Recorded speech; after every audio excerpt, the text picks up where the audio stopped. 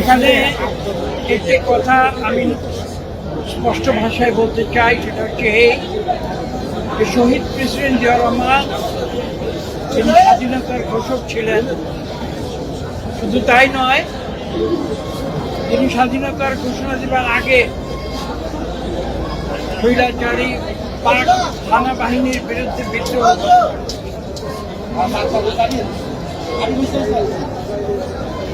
এবং তিনি পরবর্তীতে সম্মুখ সমরে মুক্তিযুদ্ধ করেছিলেন, এতে জয়লাভ করেছিলেন এবং বিজয়ের বেশে দেশে ফিরে এসেছিলেন এবং দেশবাসী মুক্তিযুদ্ধের সর্বোচ্চ সম্মান বীর উত্তম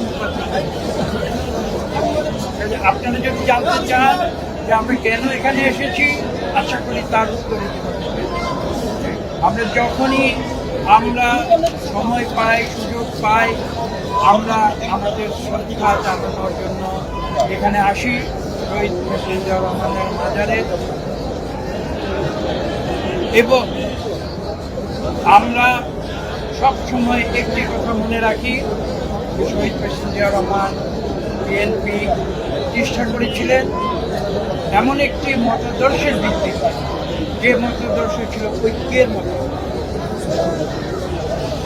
তিনি সমগ্র জাতিকে বিভেদ ভুলিয়ে ঐক্যবদ্ধ করেছিলেন এবং তিনি একটি নতুন একটি ধ্যান ধারণা দিয়েছিলেন, যার নাম ছিল বাংলাদেশী। যে বাংলাদেশী জাতীয়তাবাদের মাধ্যমে বাংলাদেশের জাতি, ধর্ম, বর্ণ, প্রজাতি নির্বিশেষে সকলকে তিনি একটি সংজ্ঞার ভিতরে সংজ্ঞায়িত করেছিলেন, তার নাম হচ্ছে বাংলাদেশ। কাজে আশা করি আপনারা ইতিমধ্যেই জানতে পেরেছেন, বুঝতে পেরেছেন যে আমরা কেন বারবার এখানে ফিরে আসি।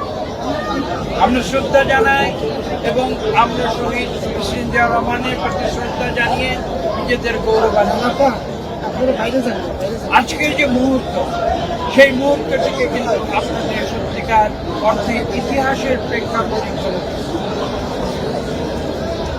এই যে আন্দোলন আপনারা দেখেছেন, জুলাই আগস্টে যে বিপ্লব দেখেছেন, ছাত্র জনতার যে বিজয় দেখেছেন 5ই আগস্ট, সেটা কিন্তু এই দেশের কোটি কোটি মানুষের ইতিহাসের কোনো বিচ্ছিন্ন ঘটনা নয়।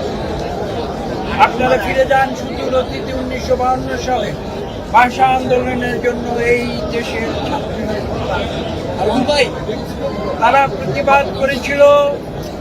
1965 সালে হামিদুর রহমান শিক্ষা কমিশনের বিরুদ্ধে, যে শিক্ষা কমিশন দেশের কোটি কোটি সুবিধা বঞ্চিত মানুষের শিক্ষার অধিকার বন্ধ করে দিয়ে কেবলমাত্র ধনী শ্রেণীর শিক্ষার ব্যবস্থা।